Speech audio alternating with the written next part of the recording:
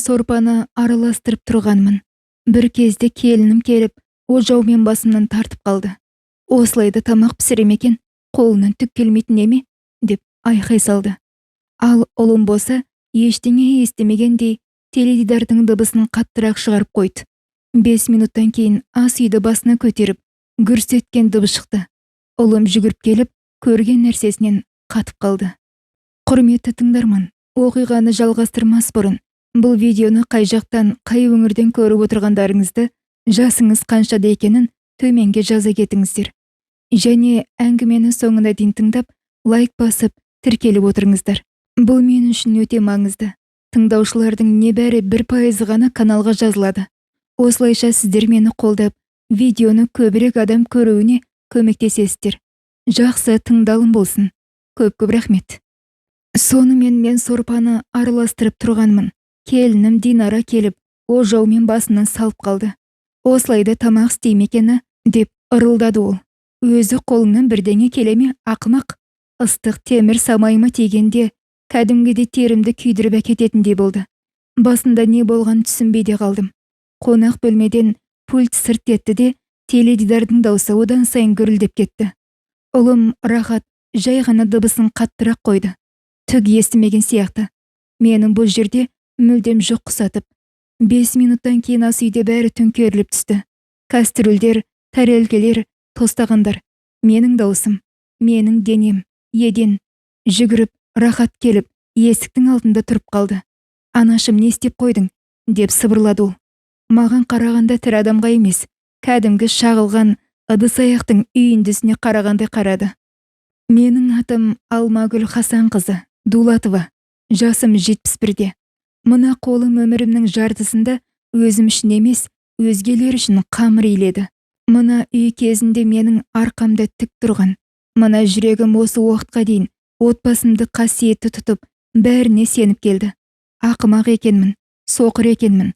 Осыдан 6 ай бұрын күйеуім Нұрмахан Дулатовты жер қойнауына тапсырдым. Сәуірдің бір тымық күнінде аулада жақсы көретін гүлдеріне су құйып жүргенде жүрегі тоқтап қалыпты. Оны бақшаның ішінде тізерлеп жатқан жерінен таптым. Шлангтан су ағып жатыр. Ескі аяқ киімнің айналасы көлшік болып кеткен. Көздері ауып кетіпті. Маған қарамайды. Жаназадан кейін үй бір күнде қаңырап бос қалды. Кезінде балалардың күлкісі сыймай тар көрінетін 2 бөлмелі үйіміз бірден айдала сияқты өп-үлкен болып кетті. Тыныштық орнағаны сонша, сағаттың тықылы құлаққа анық естіліп тұратын. Суреттерде көз алдымда сарғайып бара жатқандай болды. Бөлмелерді аралап жүріп, заттарды ұстауға қорықтым. Әр ыдыс, әр жейде жүрегімді тіліп өтетін. Жалғыз қалудан қорыққаным, жасымның келгенін, қан қысымынан немесе буындарым ауырып, дәрі ішетінімнен емес еді. Ең қорқыныштысы, кешке ешкім есіктен кіріп, алмаш, шай қойшы демейтіні. Дәлізде тұрып ешкім, кілтім қайда, деп күңкілдемейтін еді. Ешкім айтпайды енді. Рахат ұлым өзі телефон соқты. Анашым, бұлай болмайды, деді салмақты дауыспен. Сен бұл үйде жап-жалғызсың. Жасың болса келіп қалды. Бұл қауіпті. Жиналып, біздің үйге көшіп кел. Динара екеуміз бәрін ақылдасып қойдық, деді. Сенгім келді. Бір нәрсеге сенуім керек еді ғой. Ұлыңа сену бәрінен оңай. Өмірімді 4 чемоданға сыйдырып жинадым. Фотоальбомдар, бірнеше көйлек, аздаған ыдыс-аяқ, Нұрмаханның 1-2 свитері. Қалдырып кете алмадым. Күйеуім екеуміз ескі магнитофонды қойып, ас үйде вальс билеген, Рахат ұлымның майкамен сорпа ішіп, жүгіріп жүрген, әр бұрышы біздің атымызды жатқа білетін үйдің есігін кілттедім. Содан кейін ол үйге қайтып оралған жоқпын. Рахат пен Динараның Асқарова көшесіндегі 45-ші үйде жаңа пәтерлері бар екен. Жақсы жерде. Бәрі суреттегідей құлпырып тұр. Қабырғалар теп-тегіс. Ашық түсті ламинат. Жылтыраған ас үй жиһазы. Үлкен терезелер. Біздің ескі кеселерімізге орын табылмайтын. Өзге біреудің мінсіз тәртібі. Алмагүл, қош келдіңіз, деп жымиды Динара келін. Жасанды күлкі. Көзі мүлдем күлген жоқ. Анашым да, енем де демеді. Жай ғана Алмагүл деді. кәдімгі кезекте кездейсоқ танысқан адам құсап. Жөгімді сүйретіп, олардың тап-тұйнақтай қонақ бөлмесінің ортасында тұрдым да, бірден түсіндім. Қатты қателескен екенмін. Сонымен сол мінсіз қонақ бөлмеде тұрып-ақ қатты қателескенімді түсіндім. Бірақ кеш еді. Қайтып барар жерімде қалмаған. Маған қонақ бөлмені берді. Дәліздің түкпіріндегі тар ғана бөлме. Терезесі аулаға қарайды. Ол жақтан тек бетон мен қоқыс жәшіктері ғана көрінеді. Сұр көйлектерімді ұқыптап іліп, тумбочканың үстіне Нұрма ханымның суретін қойдым. Дәрілерімді қорапшаларға реттеп салып, іштей тып-тыныш қана, ешкімге кедергі жасамай, орын алмай, ақырын ғана демалып, өмір сүрейін деп шештім. Жаңа күндерім бір-бірінен аумай басталды. Таңғы 6-да тұрамын. Шәй, жұмыртқа, тосап, сұлы ботқасы. Кезінде Рахат менің сорпалары мен бәліштерімді жақсы көруші еді. Сосын барымды салып тырыстым. Ол бірінші болып түсетін. Үтіктелген көйлекпен, қолында телефоны.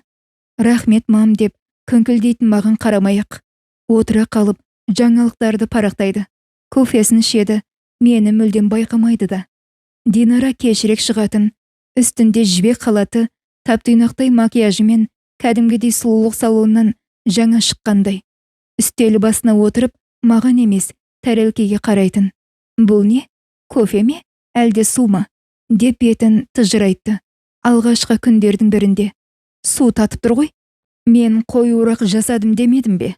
Жұмыртқанында тұзы ащы, дейді. Бірде-бір рахмет дегенді естімедім. Ешқашан. Мен болсам жымиып, басымды изей беретінмін. Келесі күні кофені қоюырақ демдеп, тұзын азырақ салатынмын. Керек болғым келді. Олардың пәтерінде бекерден бекер ауа жұтып жүрмегенімді дәлелдегім келді. Апталар бір-біріне ұқсап, зымырап өте берді. Еден жуам, шаң сүртем, киімдерін жуып, Рахаттың көйлектерін үтіктеймін. Динараның блузкаларын ілем, плеттерін тап-тұйнақтай қып бүктеп, дәліздегі аяқ киімдерін реттеп қоям. Әрі жерге терезе алдына, теледидардың қасына, ваннаға тастап кететін кружкаларын жинаймын. Күн өткен сайын аз сөйлейтін болдым. Күн өткен сайын үйдің іші тыныштала берді. Мен кәдімгі артынан өзі іздерін жуып жүретін көлеңке сияқты болдым. Динара үйден жұмыс істейтін. Күні бойы видео байланыста. Бірдеңе дұрыс болмай ашуланса, барлығын менен шығару оған өте оңай еді. Алмагүл, мына стақанды бұл жерге неге қалдырғансыз? Деп бүкіл үйді басына көтеріп айқайлайтын. Бұл не деген балабақша? Мұншалықты ұқыпсыз болуға болмайды ғой енді. Стақанға қарап тұрып, өзімдікі ме, әлде олардікі ме? Есімде қалмайтын. Бәрі араласып кеткен. Ақырын ғана қазір жинап алам деп жауап беретінмін. Рахат мұндай сәттерде қасымызда болса да үндемей өтіп кететін. Не болмаса ештеңеге қатысы жоқтай теледидардың даусын қаттырақ қоя салатын. Түнде тар төсегінде жатып, батареяның сыртылын, терезе астындағы машина есіктерінің тарс-тұрс жабылғанын тыңдайтынмын. Сонда ойлайтынмын. Мен қай жерден қателестім? Ұлымды қай кезде маған осылай сөйлеуге жол беретіндей, бұған қалай дәті баратындай етіп өсірдім, деп. Кейде көз жасым өзінен өзі жастыққа сырғып ағатын. Білдірмей ақырын ғана жылайтынмын. Таң атқанша алақанымен сүртіп шығатынмын. Маған әлсіздік танытуға болмайтын еді. Бұл үйде де, мына адамдардың алдында. Іште бір ғана ойға бекіндім. Бұл уақытша нәрсе. Олар үйреніп кетеді. Динара түсінеді. Рахат көреді. Мен әлі керекпін. Бірақ олардың әрбір көз қарасы мүлдем басқаны айтып тұратын. Бұл Асқарова көшесіндегі пәтердегі алғашқы айым ғана еді. Алда бұдан да сорақы болатынын ол кезде білгенім жоқ. Бір күні дәл осы ас үйде сорпа құйылған кастрөлдің үстінде мені ожаумен періп қалатынын сезбедім де. Және дәл сол соққыдан кейін ғана менің есіме бәрі кіретінді білмедім. Мен зат емеспін, масыл емеспін, және тегін қызметші де емеспін. Мен күннен күнге ерте тұрып, кеш жататын болдым. Ал бұл үйде маған арналған орын тарылған үстіне тарыла берді. Күндер бір-бірінен аумай созыла берді. Ас үй, кір жуу, еден жуу, олардың бітпейтін киім-кешектерін реттеу. Мен Динараның жақсы көретін далабы қайда жатқанын, Рахаттың қандай көйлектерінің сызығын шығармай үтіктеу керектігін, қай сүлгі кімдік екенін беске білетінмін. Мен бұның бәрін білетінмін, ал олар мен туралы түк те білмейтін. Кейде Динараның телефонмен сөйлескенін естіп қалатынмын. Иә, бізбен бірге тұрады. Қойшы, оны қайда жібереміз? Жасы келді, жалғыз өзі. Әрине көмектеседі, үй жинайды, тамақ істейді. Жоқ, Рахат екеуміз далаға тастамағанымызға жараймыз. Осы далаға тастамадық деген сөз оның суық көзқарасынан да бетер жаныма бататын. Жұрттың көзінше ол өте сүйкімді бола білетін. Ал маған келгенде жоқ. Кез келген ұсақ түйек ұрысқа сылтау болатын. Алмагүл, тарелкелерді неге бұлай қоясыз? Алмагүл, сіз тағы да сүлгілерді шатастырып алдыңыз. Алмагүл, менің жұмыс үстеліме тиіспеңізші, деп өтініп ем ғой. Оның аузынан шыққан сіз деген сөз кәдімгі шапалақпен тартып алғанда естілетін. Сіз менің енемсіз дегеннің емес, сіз менің үйімдегі қызметшісіз дегеннің белгісі еді. Рахат бәрін көріп жүрді. Бірақ Динара маған дауыс көтере бастасақ, бірден шұғыл шаруа тауып ала қоятын. Бірде қоқыс төгу керек болады, бірде біреу телефон соғады, бірде теледидар көре қалады. Бір күні кешке Динара үстел үстіндегі кесе үшін тағы да айқай шығарғанда, мен ұлымның көзіне тік қарадым. Оның көзінде бәрі бар еді. Кінәлі сезінуде, қорқынышта, шаршауда бар еді. Тек бір нәрсе, бір шешімге келу деген жоқ еді. Ол көзін тайдырып әкетті. Түнде жатып ойландым. Мүмкін мен өзім кінәрат іздеп жүрген шығармын. Бәлкім қартайып, өкпешіл болып кеткенмін. Мүмкін менің жасымдағы әйелдер жастарға кедергі жасамай, үндемей ғана өмір сүру керек шығар. Бірақ қолым бәрібір оның сөздерінен сыздап ауырып тұрған самайыма бара беретін. Сол күні шыданымды шегі жетті. Кәдімгі жұмыс күндерінің бірі еді. Мен Рахаттың кішкентай кезінде жақсы көріп жейтін көкөніс сорпасын пісірмекші болдым. Картопты төрт бұрыштап, сәбізді ұзыншақтап турап, етті қосып, аздап, көкшөп қостым. Ерекше ештеңесі жоқ. Бірақ кезінде ол мұны жеп отырып, анашым, тек сенің ғана қолыңнан осындай дәмді шығады дейтін. Мен асықпай ұқыптап, бәрін тегіс қылып турадым. Құдай сақтасын, тұзы ащы болып кетпесін деп тіледім. Плитаның үстінде кастрюль ақырын ғана бұрқ сарқ қайнап жатты. Терезеден сұрғыл тартқан аула көрінеді. Жанындағы орындықта таптаза сүлгі жатқан. Динара ас үйге құйын құсап кіріп келді. Дауысы жіңішке, бірақ құлақты кесіп түсетіндей ащы екен. Мынау не? Сорпа, дедім жай ғана. Көкөніс сорпасы. Рахат баяғыда жақсы көруші еді. Ол плитаның қасына келіп, иіскеп көрді де, жеркене мұрнын шүйірді. Мынау ма? Ол мұны жемейді. Сен не? Мұны шошқаға пісіріп жатырсың ба? Тұзын неменеге сонша толтырып жібергенсің? Бізді улағың келіп жүрмей өзі? Мен бәрі баяғы рецептпен жасалғанын түсіндірейін деп, аузымды аша бергенім сол еді, ол мұрша бермеді. Ожауды ала салып, ішінен сорпаны суырып алды да, қарап тұрмастан басымнан тартып қалды. Ыстық темір қайнап тұрған сорпа шашыма шашырап, көзім қарауытып кетті.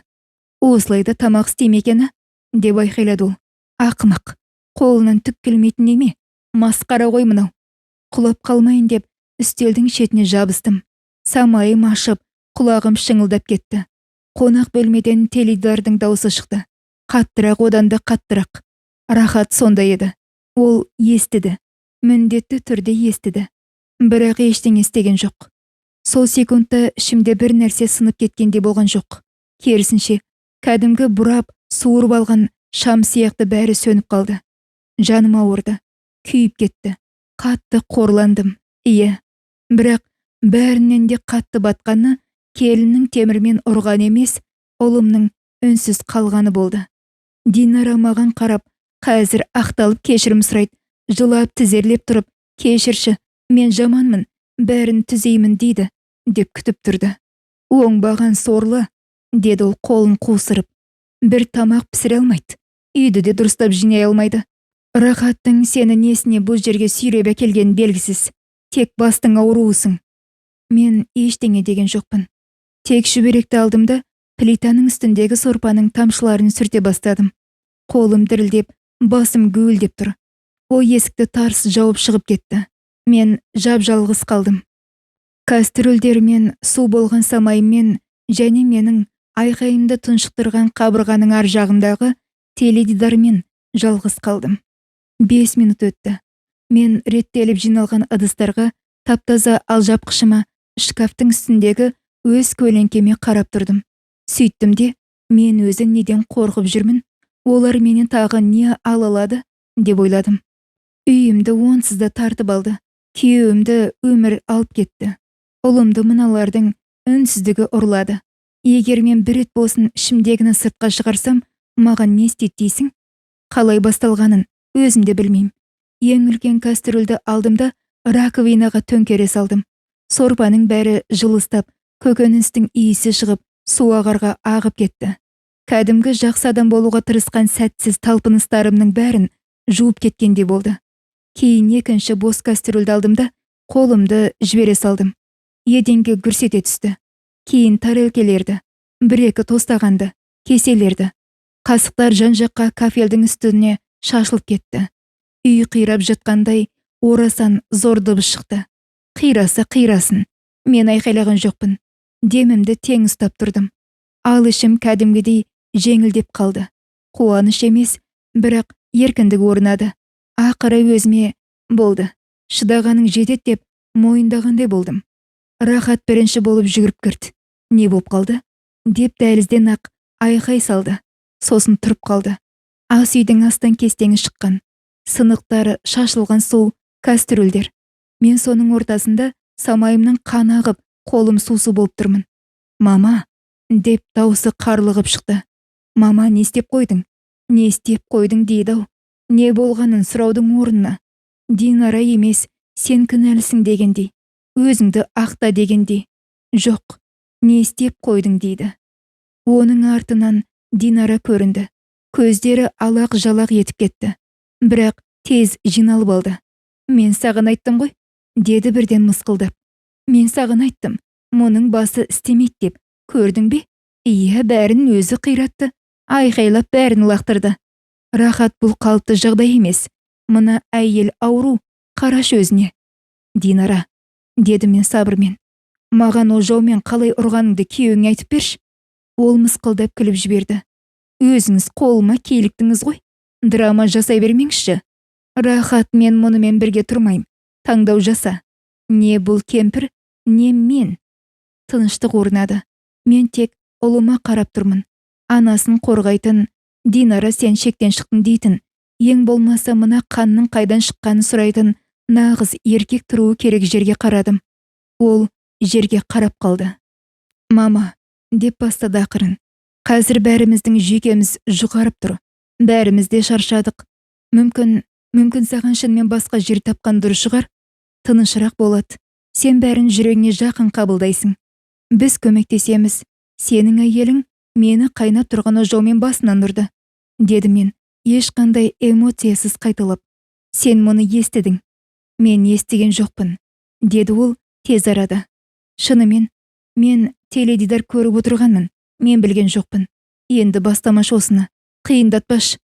Өтірікші, деп ойладым ішімнен. Бірақ дауыстап айтқан жоқпын. Мен ас үйімді тас-талқан қылатын адаммен бірге тұра алмаймын, деп Динара одан сайын өршеленді. Рахат, бұл қалыпты емес.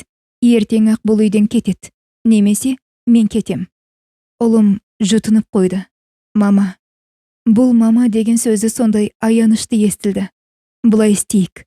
Мен таңертең саған такси шақырып берем. Қонақ үйден бір бөлме жалдап тұрасың. Бастапқыда ақшалай көмектесем. Бір амалын табармыз. Өзің де пысықсың ғой. Қойш енді. Айқай-шу шығармай қойш. Айқай-шу шығармай қойш дейді. Мен кафельге, қанға, оның есік алдындағы кроссовкасына қарадым. Динараның тап-тұйнақтай шаш үлгісіне қарадым. Терең дем алдым. Бәрін түсіндім. Жақсы, дедім мен. Ертең кетем. Түнде мен жатқан жоқпын. Төсектің шетіне отырып алып, чемодандарымды тып-тыныш жинадым. Көйлектерімді, суреттерді салып алдым. Әр затты қолымен сипап қоям. Жылаған жоқпын. Көз жасым баяғыда таусылып қалған. Таңға жуық терезенің астынан сигнал естілді. Рахат есіктің алдында қысылып, қолына конверт ұстап тұр екен. Мә деп ақшаны ұсынды. Мына жерде 5000 бар. Бірдеңе тапқанша қонақ үйге жетеді. Саусағым тиіп кетпесін деп, ақшаны ақырын ғана алдым. Үйіңе тұрғызғаның рахмет, дедім жай ғана.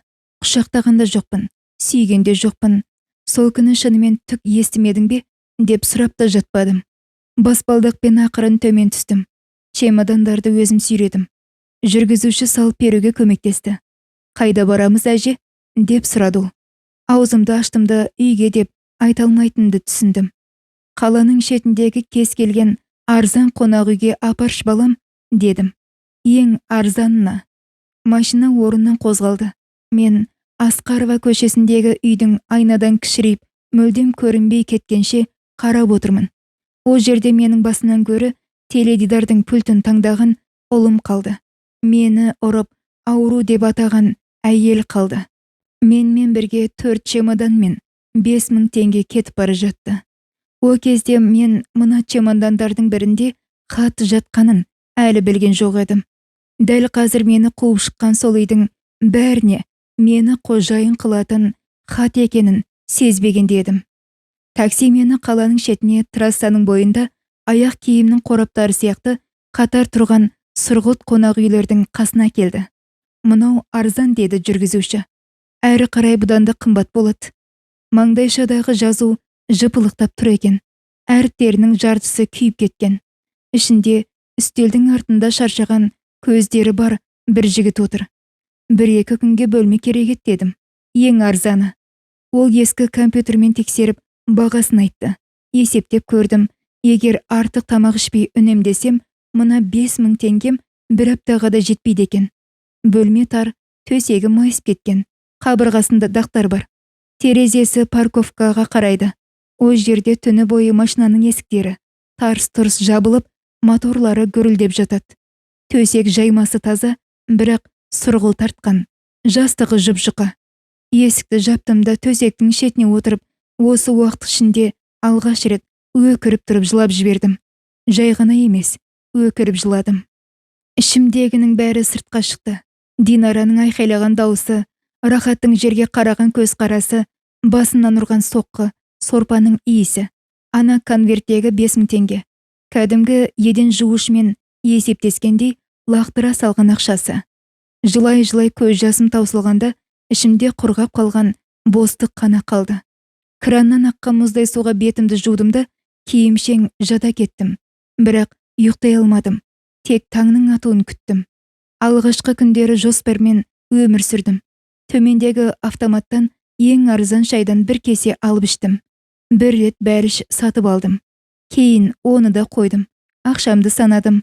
Төбеге қарап жаттым. Баяғы өзімді іздеп, өзіме хабарласқым келді. Рахатқа хабарлама жаздым. Рахат, балам, мен жеттім. Бәрі жақсы.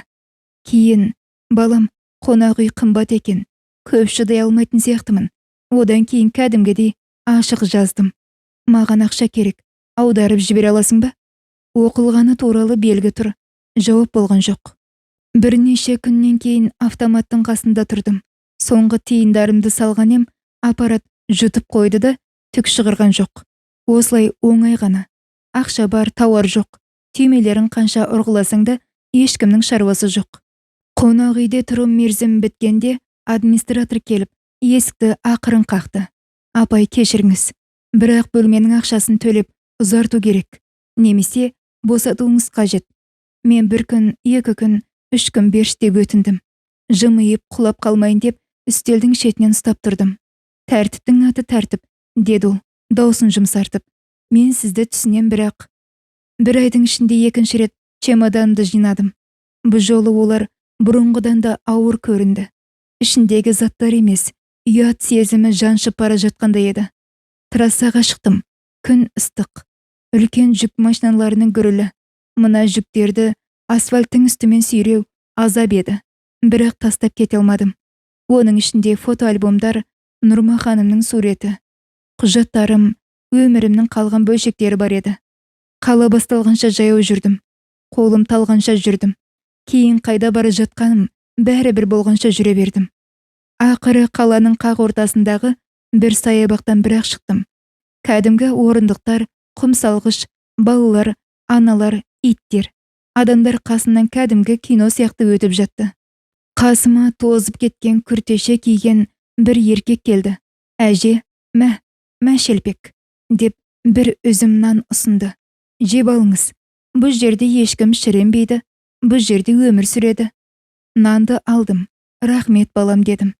Ол басын изеді де өзінің картон қораптарына қарай кетті. Оның түрі бұл жерге қалай келгені ешкімді қызықтырмайтынын баяғыда түсінген адамның жүзі еді. Тамақты үйлердің артындағы қоқыс жәшіктерінен іздедім. Қоқыс пакеттеріне қолымды созғанда ішім мұздап кететін. Бірақ аштық қысып бара жатты. Кейде қатып қалғаннан мұжылған бәліштер, бір жағы шіріген алмалар табылатын. Таза жерін үзіп алып, қалғанын лақтырып тастайтынмын. Бірнеше күнде бір рет жақын маңдағы қарттар үйіне баратынмын.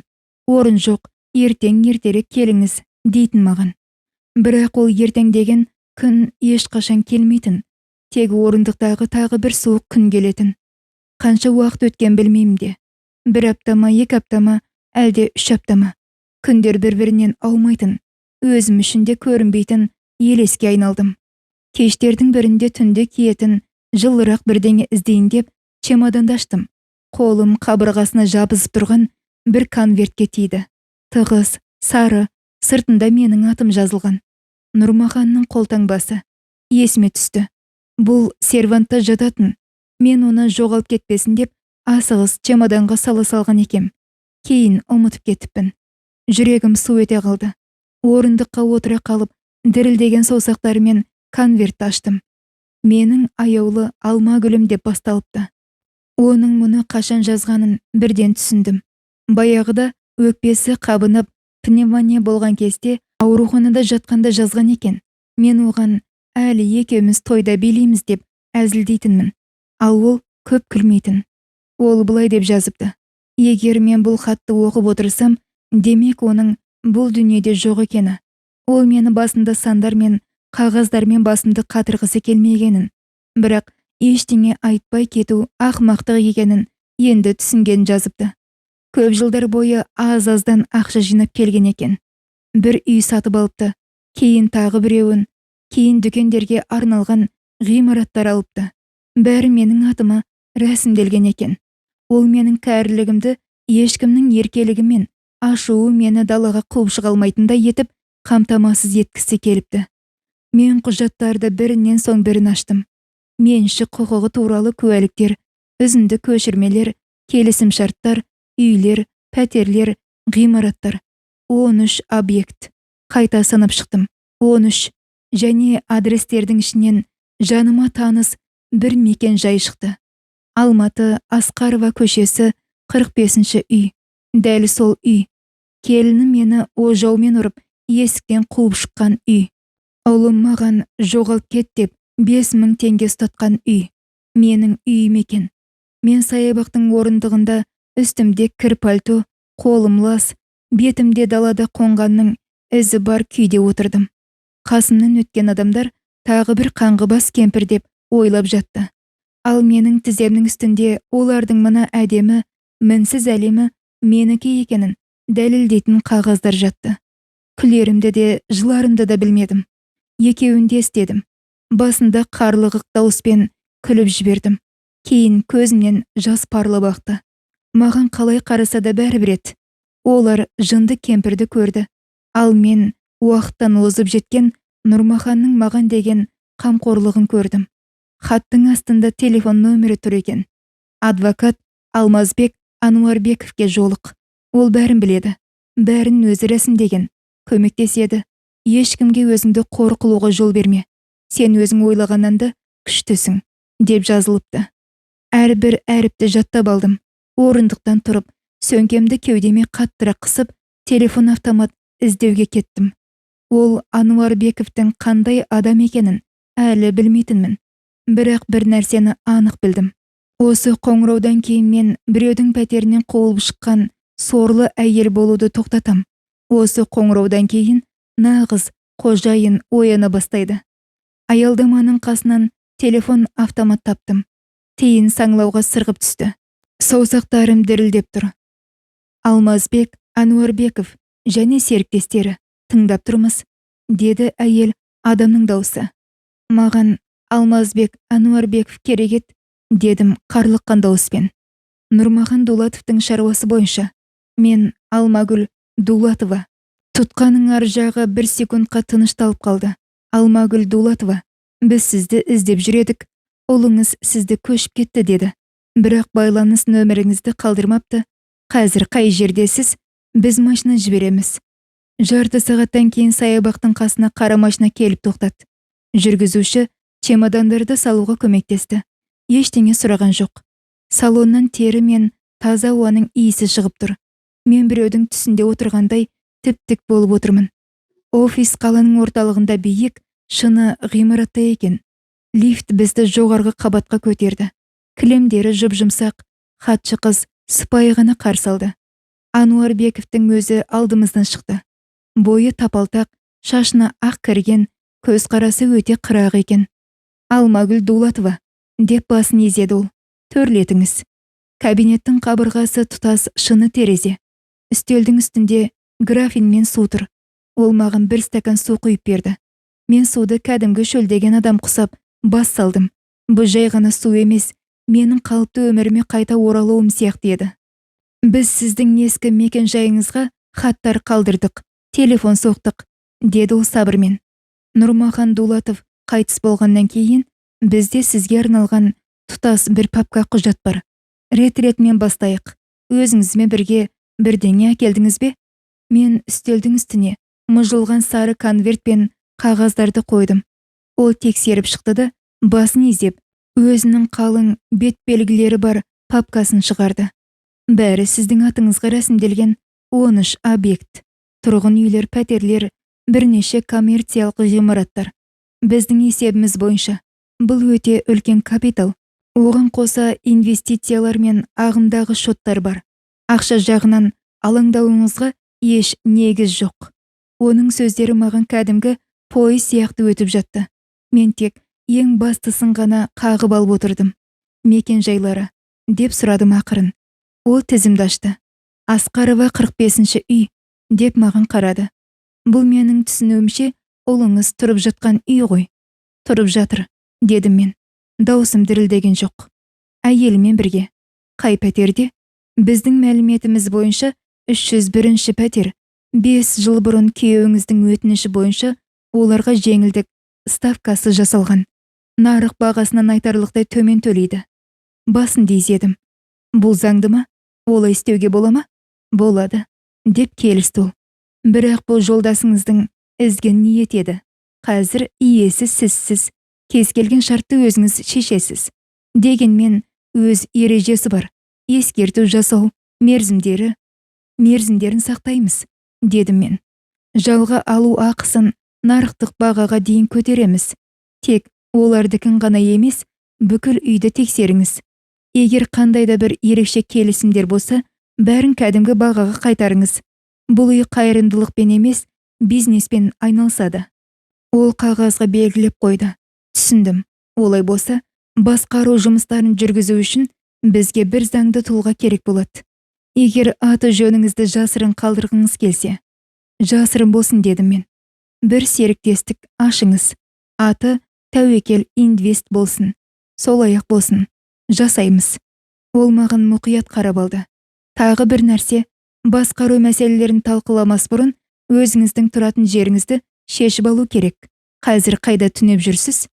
Көзімді төмен түсірдім. Уақытша жақсы бір қонақ үйге орналасам, дедім сабырмен. Кәдімгідей солай болу керек құсатып. Ал кейін өзімнің бос пәтерлерінің бірін таңдап алармын. Бірақ қазір өте қатты шаршадым. Ол басын изеп, телефон тұтқасын көтерді де бірнеше қысқа бұйрық берді. Кейін бір конверт пен банк картасын шығарды. Бұл сіздің ағымдағы шоттарыңыздың біріне байланған карта.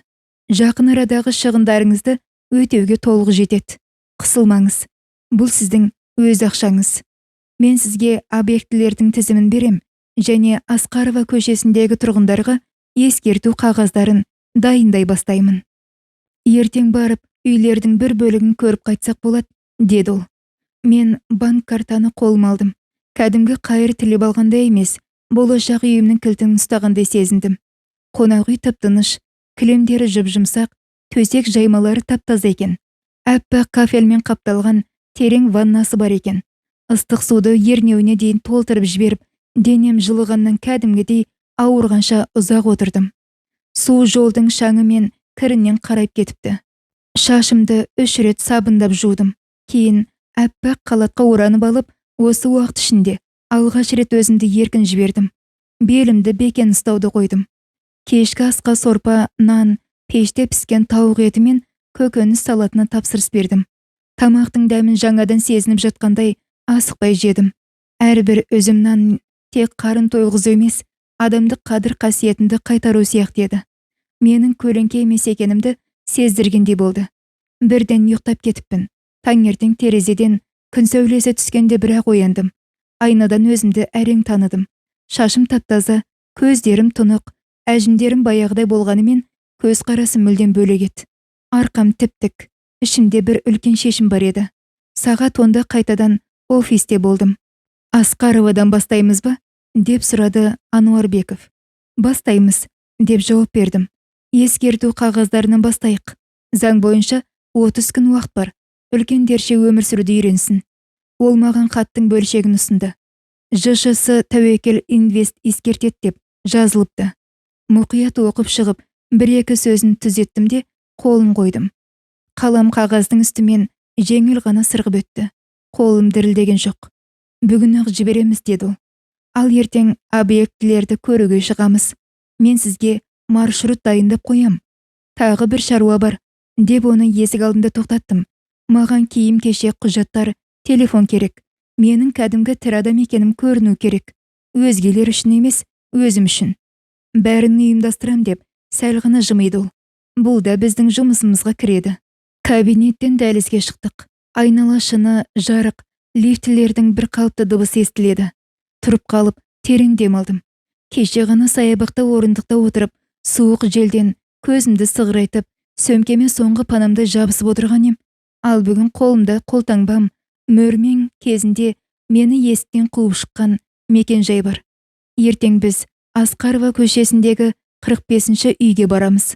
Және ол жерде ұзақ уақыттан бері мені біреудің жат есігі емес, өзімнің меншікті есігім қарсы алады. Келесі күні Алмазбек Ануарбеков екеуміз үйлерімді көруге кеттік. Менің үйлерім деп айтудың өзі біртүрлі естіледі екен. Кеше ғана орындықта түнеп жүрем ғой. Оның машинасына отырып, жарты қаланы араладық. Жастық шағымнан таныс, бірақ қазір пластик терезелер орнатылған ескі кірпіш үй. Күзеті мен домофоны бар, жаңадан салынған биік үй. Аудан ішіндегі кішігірім сауда орталығы. Аулалардың ішіндегі тағы 1-2 жинақы үйлер. Ол маған бәрін көрсетіп, сандарды, мерзімдерді, жалға алушыларды түсіндіріп жатты. Мына жерден айына таза 500 000 пайда түсет, деді ол сабырмен. Мына жерден сәл азырақ, бірақ тұрақты адамдар тұрады. Жалпы алғанда, Алмагүл Дулатова, сіздің табысыңыз өте жақсы. Кәдімгі үлкен фирманың директорынан да көп аласыз. Мен мұны тыңдап отырып ішімнен, осының бәрінің иесі бола тұра, қалайша біреудің сасық шұлығын жуып, масылсың деген сөзін естіп жүргенмін, деп ойладым. Асқарова көшесіндегі үйге жақындағанда ішім мұздап кетті. Баяғы қабырға, баяғы терезелер. Менің ас үйім анау 3-ші қабатта. Біреудің пердесінің артында тұр. Кіргіңіз келеді ме? Деп сұрады Ануарбеков. Жоқ дедім. Әзірге сыртынан қарағанда жетеді. Үндемей кезінде мені ақша берсе де кіргізбейтін подъездің алдында біраз тұрдық. Мына үйдің тұрғындарына ескерту қағаздары бүгін барады деді ол. 30 күннен кейін жаңа баға күшіне енеді. Соның ішінде 301-ші пәтерге де. Жақсы деп басын дезедім. Бәрі заң жүзінде айқай шусыз болсын.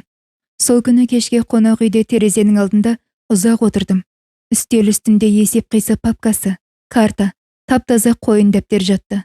Мен көп жылдан бері алғаш рет оны дүкеннен алатын заттардың тізімін жазу үшін өзім үшін аштым. Жол етіп жазып шықтым. Мен сорлы емеспін, мен маслы емеспін, мен қожайынмын. Таңертең менің өзгеріс кезеңім басталды. Ануарбеков кеңес берген сұлулық салонына бардым. Ерекше ештеңе істегенім жоқ. Шашымды тегістеп, жылы каштан түсіне бояп, шаршаңқы сұр түсті кетірдім.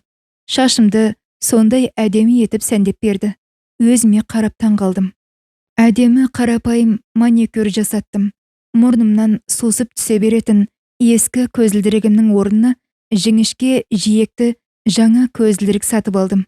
Кейін киім таңдадық. Жастар құсап жасаратын немесе базардың арзан киім емес, бір-екі жақсы шалбар, жұмсақ кардиган, екі қарапайым көйлек, кәдімгі санды пальто. Киім өлшетін бөлмеде өзіме қарап тұрып, егер өмір бойы біреудің артында, плитаның қасында тұрмағанда, Алмагүл осындай болар еді-ау, деп ойладым. Жаңа емес, нағыз өз қалпым. Тәуекел инвестор рәсімдедік. Шоттарға рұқсат алып, сенім хаттар жасадық. Ол маған есептерді ерінбей көрсетіп, қай жерде қандай төлем бар, қалай есептеу керек, қай келісім шарттарды қайта қарау керектігін түсіндірді. Мен жазып алып, сұрап, қайталап сұрап отырдым. Сіздің басыңыз өте жақсы істейді, деді ол бір күні. Сіздің жасыңыздағы көбісі қолды бір сілтей салар еді, ал сіз бәріне үңіліп отырсыз. Жай ғана маған бұдан былай ешқашан соқыр болғым келмейді, деп жауап бердім. Асқаровадағы үйге ескерту қағаздарын таратып шықты. Бухгалтерияда бағаны өзгертті. Басқа үйлерде де кезінде Нұрмахан күйеуім көңілшіктікпен жасаған туыстық жеңілдіктерінің бәрін түзеттік. Мен бәріне өзім қол қойдым. 301-ші пәтерге келгенде Алмазбек көзін көтерді. Бұл жердегі жеңілдік ставкасы мүлдем күлкілі екен. Нарықтық бағаға шығарамыз ба? Рахат ұлыңыз мұны хаттан біледі. Телефон соғатын болады. Әрине, сізге хабарласын, дедім мен. Ол менімен сөйлеспегелі қашан. Қоңыраулар тез басталды. 301-ші пәтер, деді Алмазбек Ануарбеков, журналды парақтап отырып. Ұлыңыз ренжіп жатыр.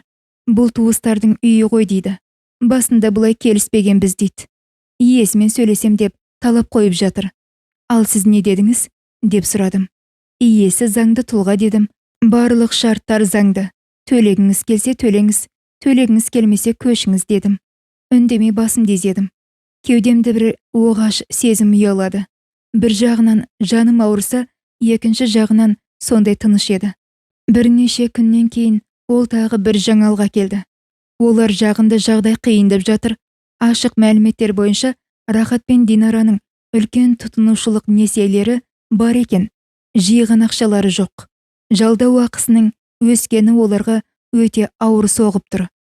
Мен мұны тыңдап, қағаздарды жинап қойдым. Олардың жыртығын жамау менің міндетім емес, дедім ақырын. Оларда таңдау болған. Осымен тоқтауға да болар еді. Бірақ өмір тағы да өз түзетуін енгізді.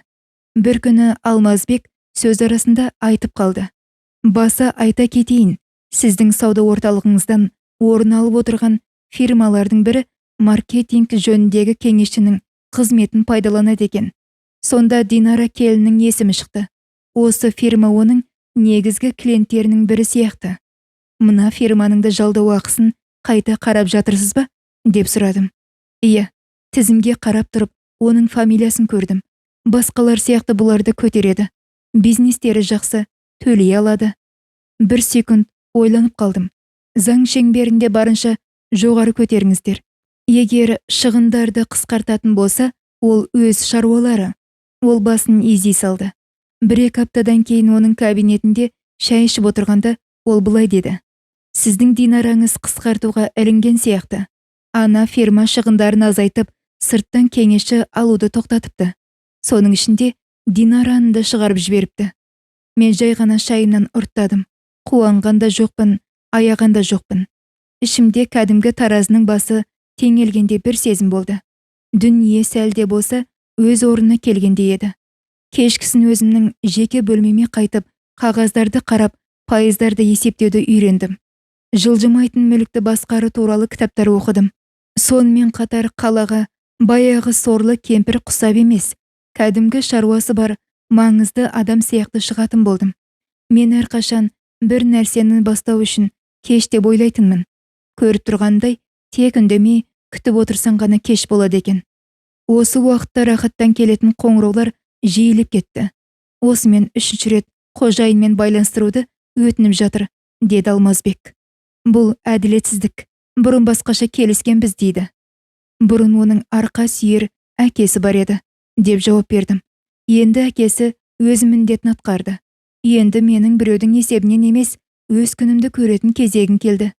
Ескерту жасалғаннан кейін бір ай өткенде, Алмазбек қолына папка ұстап, өте салмақты түрмен бөлмеме кірді. Алмагүл Дулатова, деп бастады ол. 301-ші пәтердің ақшасы төленбегелі, осымен екінші айға кетті. Қарыз көлемі едәуір болып қалды. Келісім шарт бойынша біздің оларды үйден шығару процесін бастауға толық құқығымыз бар. Бірақ бір мәселе бар. Қандай тағы мәселе? Деп сұрадым. Бірақ ішім сезіп тұрған еді. Бұл сіздің ұлыңыз. Мен оған сабырмен қарадым. Құжат бойынша ол кәдімгі борышкер, деп жалғастырды ол. Қаласаңыз оған ерекшелік жасап, тағы уақыт бере аламыз. Қаласаңыз, кәдімгі ортақ ережемен кетеміз. Шешім өзіңізде. Терезенің алдына бардым. Төменде көшеде адамдар өз пакеттерін ұстап, өз шаруаларымен кетіп бара жатыр. Олардың ешқайсысы менің дәл қазір өз өмірімде қандай батырманы басайын деп тұрғанымды білмейді. Рахат пен Динараның дауыстары құлағыма өзінен өзі келе қалды. Бізді улағың келіп жүрме? Таңдау жаса, не ол, не мен. Айқай-шу шығармай қош. Менің айқайымды басып кеткен теледидардың даусы. Үстелге қайтып келдім. Процесті бастаңыз. Бәрімен бірде болсын. Ануарбеков тек басын изей салды. Онда жақында оларды сотқа шақырады. Және біліп қойыңыз. Алмагүл Дулатова. Бұл енді ас үйдегі туыстардың ұрысы емес. Бұл хаттама болады. Жүрегімнің түкпірінде бір қорқыныш оянды. Өз қолыммен ұлымды түпсіз тұңғиыққа итеріп жатқанымды көруге дәтім жете ме? Деп қорықтым. Бірақ келесі ой одан да күшті болды. Ол есіктің алдында тұрып, сені кім ұрды, не істеп қойдың деп менен сұрағанда, мен қалай шыдадым. Алмазбектің үстеліндегі телефон дызың ете түсті. Ол экранға қарады. Қызық екен, деді ол. Дәл осы 301-ші пәтердің шаруасы бойынша екен. Рахат қарызын жабу үшін процентке шұғыл ақша іздеп жатқан сияқты. Көзімді бір секундқа жұмдым. Оқиға тек енді басталып жатқан еді. Осы әңгімеден кейін 1-2 күн өткенде Алмазбек кешке телефон соқты. Алмагүл Дулатова, деді ол ресми дауыспен. Рахат қарызын төледі. Толығымен. Қарыз жабылды. 1 секунд үндемей қалдым. Ақшаны қайдан алыпты? Ашық мәліметтер бойынша тез арада несие беретін жерден займ алыпты. Тұтқаны қойып, телефонды ұстап ұзақ отырдым. Ішімдегі ана жүрегі, байғұсай, шатасып кетті ғой, көмектесу керек беді, деп сыбырлады. Ал ұзақ уақыт бойы езіліп келген екінші жартысы, ол ересек адам, өзі шешті, өзі қол қойды, деп жауап берді.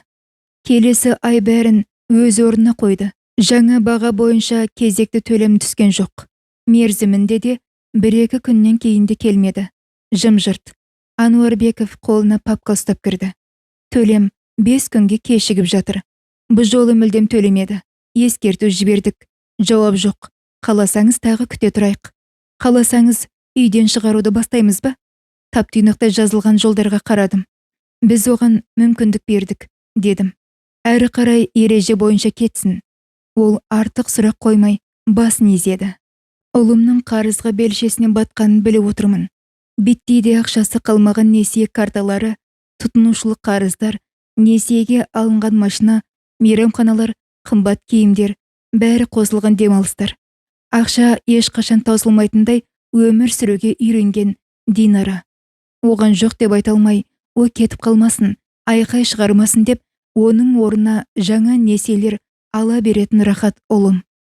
Көршілері олардың қабырғаның ар жағында ылғи айқайласатынын, Динараның оны жолы болмаған сорлы деп айтатынын, ал Рахаттың оған керісінше дәлелдеймін деп тағы да несиеге жүгірген айтыпты.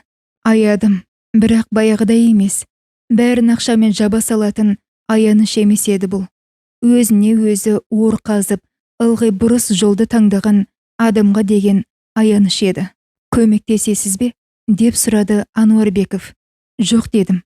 Әзірге жоқ. Мен зардаптарын жоя салатын құдай емеспін. Осы уақытта қағаздар өз жөнмен кетіп жатты. Рахатқа басқарушы компаниядан телефон соғып, ескертулер жіберіп жатты. Ол дауласуға тырысты. Бәрін әкесінің кезіндегідей қайтаруды талап етті. Қожайынмен сөйлестірші деп өтінді. Мен оған ылғи бір сөзді айтып жүрмін, деді маған Ануарбеков. Қожайын, серіктестік, шарт бәріне бірдей. Бір кезде Рахат бір арзан адвокат жалдапты. Ол хаттар жазып, шағымданып, заңнан саңлау іздей бастапты. Заң тілімен үлкен сөздер жазылғанымен іші бос еді.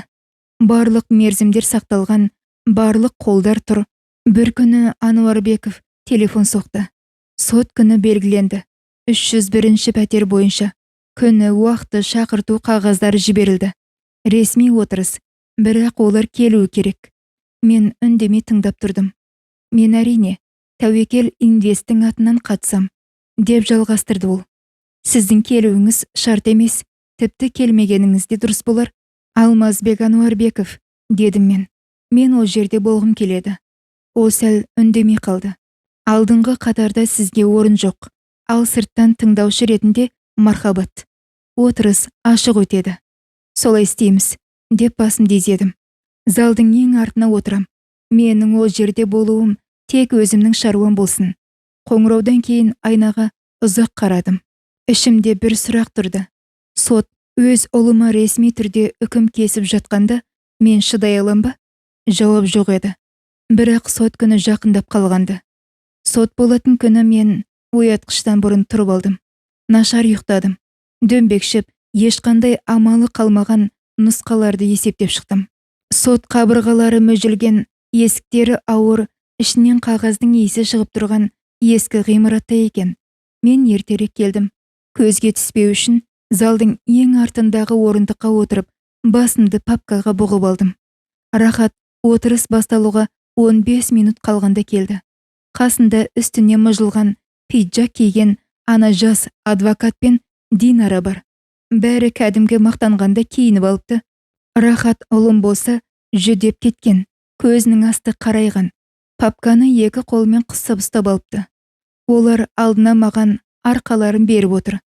Мен оның желкесіне қарап тұрып, кішкентай күніндегі ыстығы көтеріліп жатқанда осы шашынан қалай сипағанымды еске түсірдім. Дәл қазір менің қалағаным бірақ нәрсе еді. Ең болмаса, осы жерде ол өзін нағыз ересек еркек құсап ұстаса екен дедім.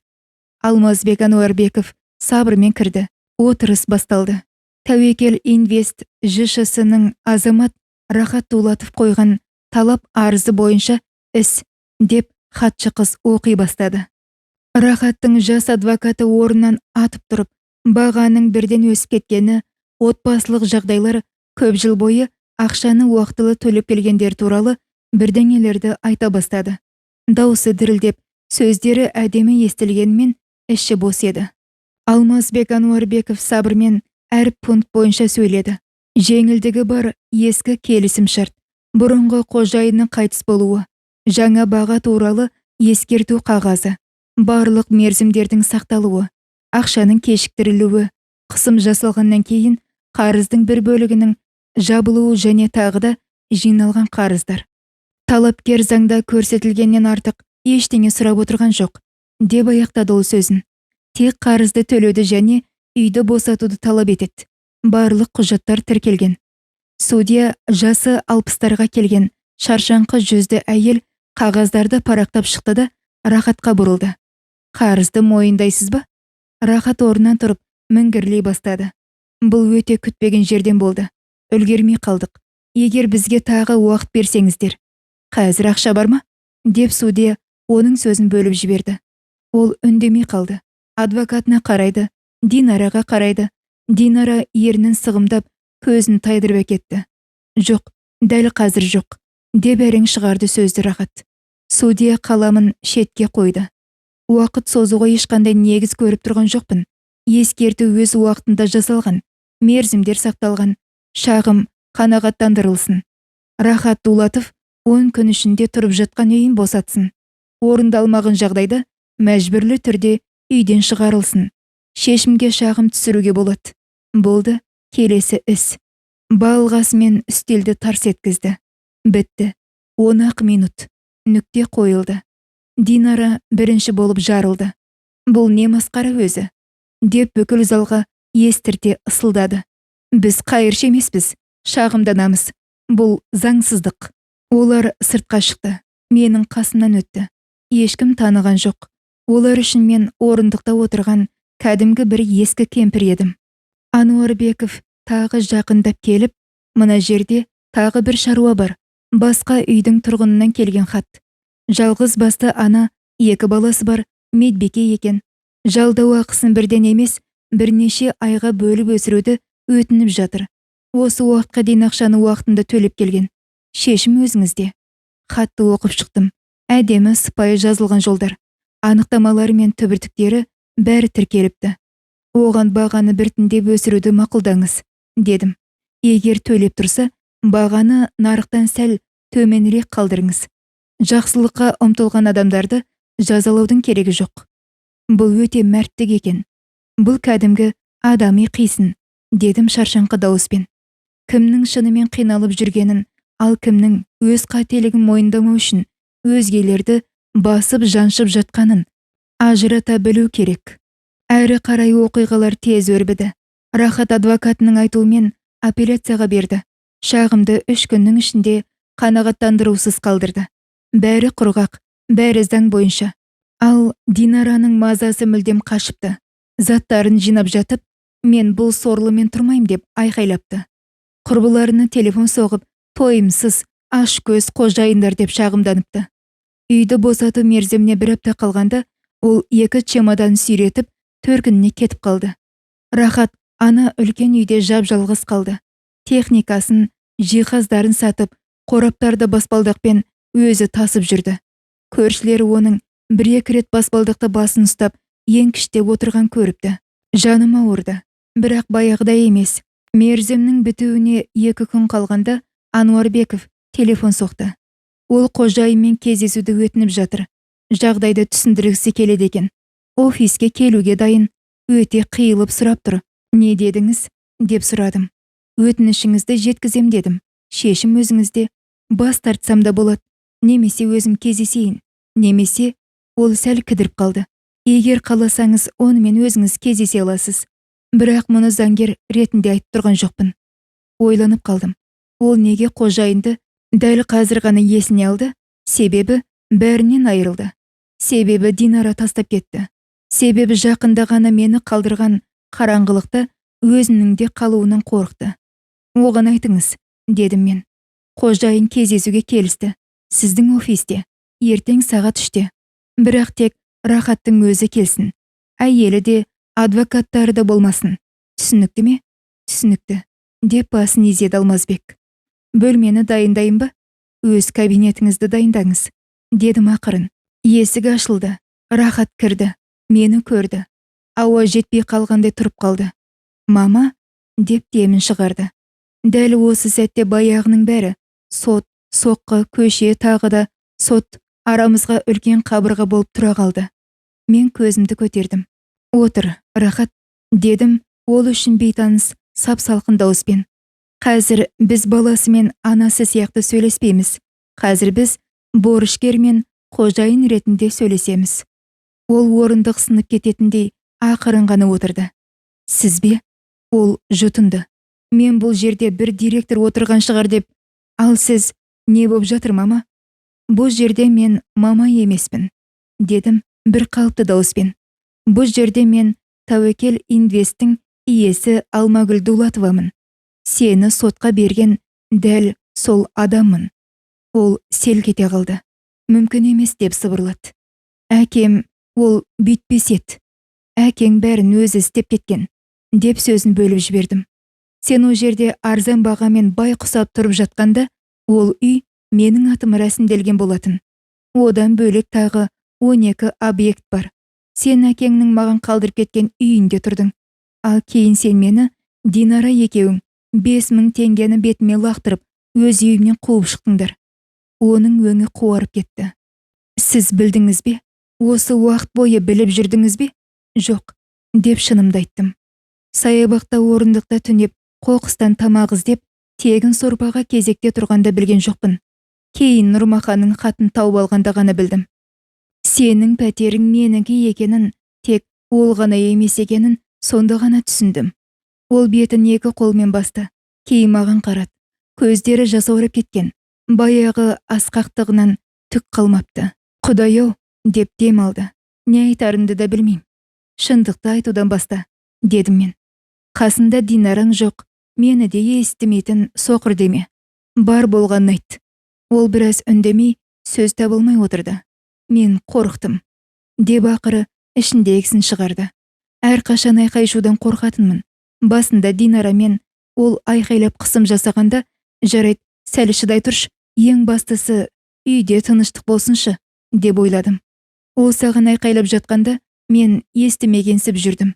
Сені ұрғанда мен естідім, деді ол басын төмен түсіріп, ақырын ғана. Тек араласпау үшін, көрмеу үшін, теледидардың даусын қаттырақ қоя салдым.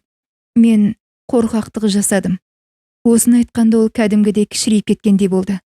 Кейін ол, не мен, не шешең дегенде, мен өзіме ыңғайлысын таңдадым, деп өкінішпен жалғастырды ол. Солай оңайырақ болды. Сен жуассың, шыдайсың деп ойладым. Ал Динара шыдамайды ғой дедім.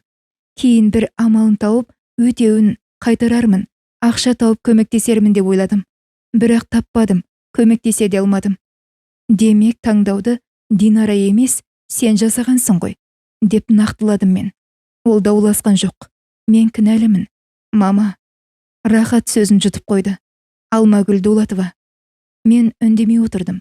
Жаныма батса да, оны аяғына дейін тыңдауға бел будым. Және сен қазір маған анаң ретінде емес, деді мен сабырмен. Үйден шығару туралы шешімді бұза алатын қожайын ретінде келіп тұрсың? Жоқ. Яғни, иә, сөйлесіп келісуге болады ма деп үміттенгем. Ол өзін періште етіп көрсетуге тырысқан жоқ. Бірақ сізді көргенде бәрі кеш екенін түсіндім. Бәрібір келуім керек еді. Ең болмаса бір рет қашпай, бетпе-бет келуді жөн көрдім. Уақытты жақсы таңдапсың, деп мысқылдай жымидым. Бірақ ішім жылыған жоқ. Әйелің тастап кеткенде, кредит қысқанда, сот болып, кілтті өткізетін кез келгенде. Әлі саябақтың орындығына дейін уақытың бар екен. Ол көзін жұмды. Егер мұның бәрі сіз екен білгенде, олай айтпай-ақ қой деп сөзін бөліп жібердім. Егер кішкентай бала құсап емес, нағыз адам құсап ойланғаныңда, бұл үйдің кімдегі екенін білудің де қажеті болмас еді. Сыйластық деген шоттағы ақшамен өлшенбейді. Ол қарсы келмей, басын изеді. Не қалайсың? Деп төтесінен сұрадым. Нақты айт. Үйден шығармауыңызды сұрайым, деп шынын айтты ол. Ақшасын бөліп төлеуге рұқсат беріңізші. Жұмыс тауып төлейм. Ол сәл кідіріп қалды. Сіздің алдыңызда ең болмаса, бір рет қателігімді түзеуге тырысқым келеді. Бұлай сұрауға құқығым жоқ екен білем, бірақ бәрібір өтініп тұрмын. Мен оған мұқият қарадым. Алдымда баяғы зәулім үйде шіреніп отыратын мен ұлым емес, өзінің не білдіргенін ақыры түсінген ересек еркек отырды. Бірақ бұл өкініш баяғы басыма ожаумен ұрған күнді сызып тастай алмайды. Саябақта өткен суық түндерде де оның үндемей құтылғанды ұмыттырмайды. Үйден шығару туралы шешімді өзгертпейм, дедім сабырмен. Пәтер босайды. О жерге ақшасын уақытында төлейтін адамдар кіреді. Бұл жерде мен ана емеспін. Мен қожайынмын. Ереже бәріне бірдей. Соның ішінде сағанда. Ол бұл жауапты күткенде басын изеді. Түсінем деп сыбырлады ол. Шынымен түсінем. Бұл да дұрыс шығар. Әрі қарай, деп жалғастырдым мен. Біз сені далаға тастап жатқан жоқпыз. Сен ересек адамсың. Үйден көшесің. Қалтаң көтеретін басқа жер жалдайсың. Бұдан бұлай қарызға батпай, біреудің есебінен күн көрмей, өз бетіңше өмір сүруді бастайсың. Динарасыз, мақтанусыз. Бұл енді менің шаруам емес. Мен саған банкте бала бағатын күтуші де емеспін. Ол бетін екі қолмен басты. Иықтары дірілдеп кетті. Кейін басын көтерді.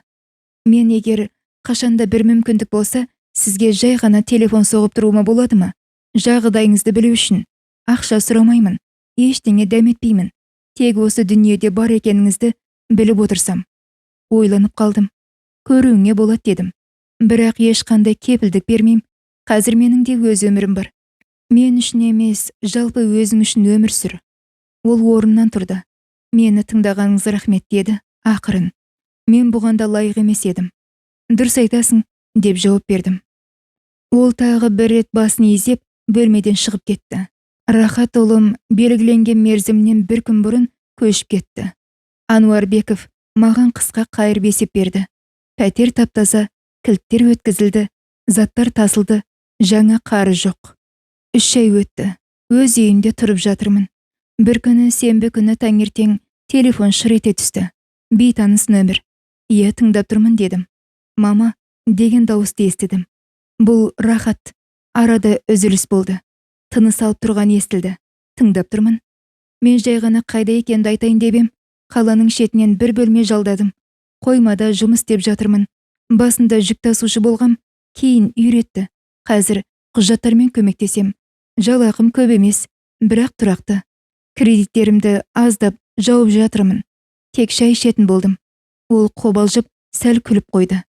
Динараны қайтып көргенім жоқ.